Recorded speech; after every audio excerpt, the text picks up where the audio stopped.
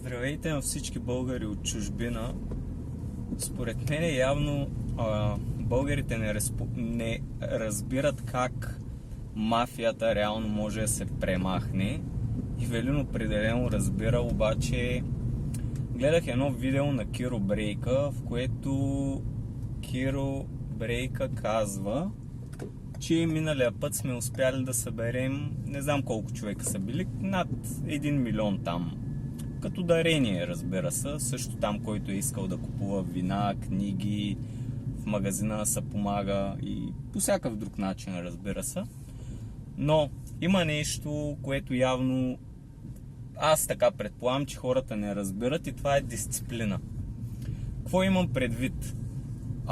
Тъй като правителството разполага с постоянни финанси, те има постоянно как да атакуват Ивелин, тъй като имат пари. С други думи, да ви го обясня. Ако искате наистина да се победи този порочен кръг, който се е получил в България, мафията да владее в лицето на правителството, трябва по същия начин, както те са дисциплинирани постоянно да правят атаки по него, ние така постоянно трябва да помагаме на Ивелин. Какво имам предвид? Имам предвид, че ние постоянно трябва да даваме от наша страна финанси, за да може той да надвие тях. Тъй като гледам едно видео на Ивелин, което той казва, че са му направили пак нов запор за 60 000, друг запор за 60 000 и още някакъв запор пак за 60 000, което сами по себе си разбирате, че това са над 180 000. Но ако ние не помагаме постоянно, а неговия бизнес не дава пари към момента, неговия бизнес има постоянно разходи. Разходи като заплати, разходи като електричество. Ако смятате, че това всичко, което той е направил, примерно, си го представете, че това е вашата къща, така да ви кажа, и си представете, че в момента вие нямате пари, защото сте болен и сте на някакъв на социална помощ, обаче тази социална помощ е, да кажем, 50% от вашата заплата. Взимате 2000 лева, вие взимате в този случай 1000 лева. Обаче, да кажем, че къщата ви има електричество от 300 лева на месец, водата, както знаете, особено в Южна България, вече върви към 10 лева на кубик, не ми се говори изобщо на тая тема. Тоест, разходите са много по-големи от приходите. В този случай, ако вие сте в тази къща и тази къща реално има по-големи разходи, отколкото са вашите приходи, означава, че вие няма да можете да си плащате сметките. Ако вие, примерно, не си платите тока, да кажем в България, знаете ли, че те ще ви го спрат? Също ще ви направят някакви лихви, които вие после, като пускате тока, вероятно на тези, които са им спирали тока, знаят за какво става въпрос, те ще им искат дори някаква такса, за да ви пуснат тока. Не, че има нещо да ви пуснат, да ви дигнат бушона, ли така да кажа, обаче той е... искат ви такса, толкова. И един вид си представете, че в момента тези запори върху неговата фирма са точно тези такси. И как да ги плаща, ако той не може да си върти човека бизнеса? Ако той можеше да му върви бизнеса на него, едва ли на нас ще ни се налага да помагаме. И да се върна обратно към това, което исках да кажа.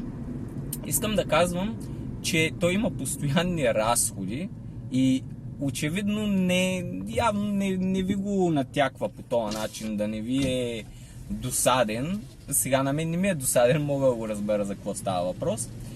И ако ние постоянно не даваме, т.е. не даваме докато не му се освободи бизнеса, поне аз така го виждам, човека ще го унищожат финансово. И тъй като те на база финанси го събарят, а не на база...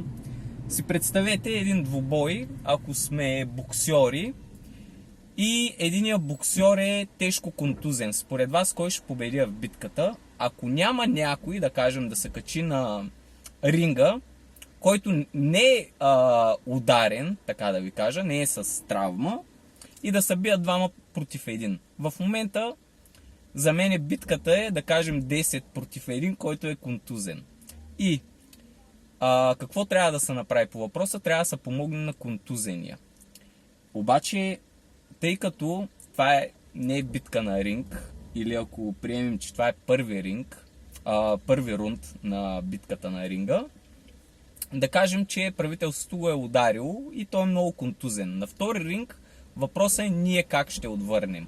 И ако приемем, че битката ще има, да кажем, 100 ринга и в момента сме на 10-ти ринг.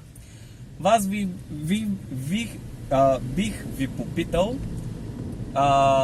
смятате ли, че за да победи, кой отбор да победи на ринга, какво трябва да се направи по въпроса? Постоянно да има някой човек, който на ринга да е свеж, така да кажем. Или, тъй като войната е икономическа, не е битката, така да кажем, е икономическа, не е физическа.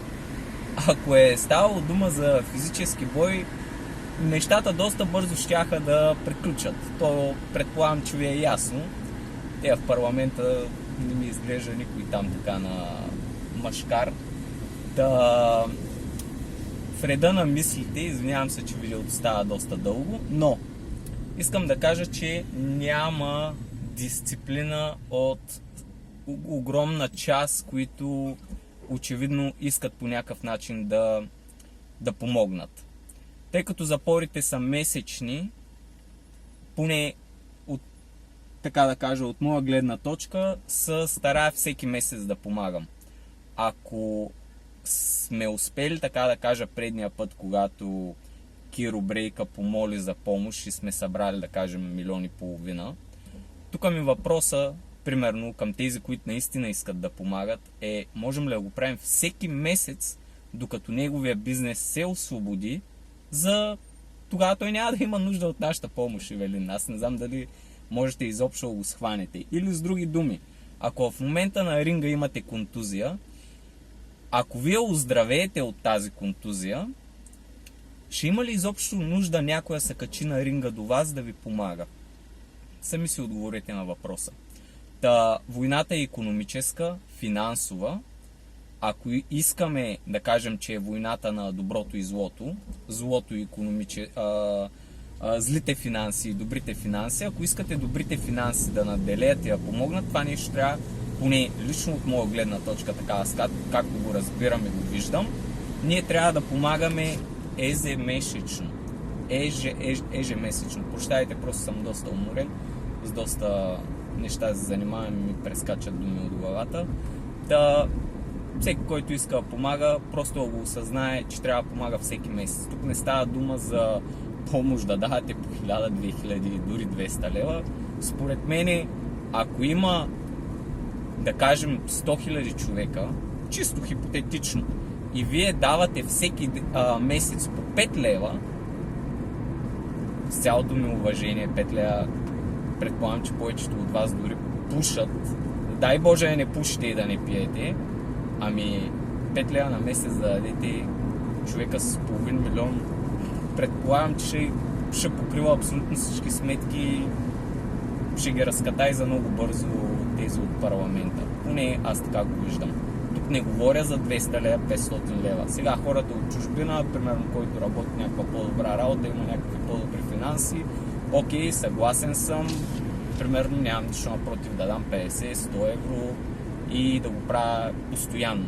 Ако мога през седмица, ако мога всеки месец, супер, това е доста по-добре, но чисто ви казвам, ако има наистина 100 000 човека дисциплинирани да го правят ежемесечно, и то не говоря за суми от порядъка, примерно 50 лева или 100 лева, говоря ви за 5 лева.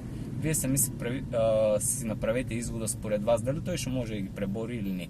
Според мен ще може. Просто към момента абсолютно, така да кажа, населението няма никаква дисциплина. То се лечи. Отиваш в България, всичко е разруха. Това е на база лоша дисциплина. Лично за мен. Мое виждане, разбира се, може да греша. Ако греша, пишете там каквото искате в CV-та, не ви показа чуждото мнение. Това е. Предлагам ви на всеки да се направи една дисциплина и по 5 лева на месец да дава. Ако наистина има 100 000 човека, аз смятам, че Ивелин би издържал без абсолютно никакъв проблем. Тъй като, разбирайте, той трябва да плаща сметки, данъци. Като ви казвам, си представете, че това е една огромна къща с едни огромни разходи. И тъй като в момента няма откъде да взима пари, тъй като виждате и от всякъде го удрят, за хората, които са работили в бизнес, ще ме разберат. Хората, които никога не са попали в бизнес, само са работили някаква работа, т.е. са били някакви служители, те няма да ме разберат, така че дано да ме разберат. Поне аз предполагам, че едва ли биха имали дълбоко виждане на нещата. Но от мен имате подкрепа винаги. В смисъл организацията, която е към село Новофутривски, така че с колкото мога помагам, колкото мога. Ако другите се дисциплинират, смятам, че нещата с така да кажем дивите прасета в парламента доста бързо може да приключи, но това зависи от нас, от дисциплинирането. Успех!